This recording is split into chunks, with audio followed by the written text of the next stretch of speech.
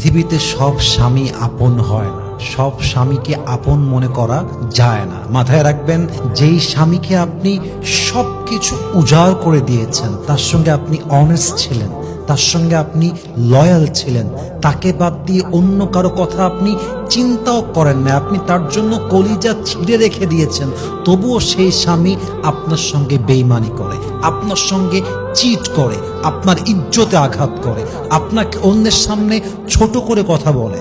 মাথায় রাখবেন, যেই স্বামীকে সবকিছু উজাড় করে দেওয়ার পরেও স্বামী থাকতে চায় না, স্বামী বেইমানি করে, সেই স্বামী কখনো বেস্ট হাজব্যান্ড হতেই পারে না। ঠিক কিনা বলেন? এজন্য আজকালকার যুগে স্বামীকেও বিশ্বাস করতে হয়, মেপে বিশ্বাস করতে হয়। স্বামীকেও ভালোবাসতে হয়, কিন্তু লেভেল বুঝে ভালোবাসতে হয়।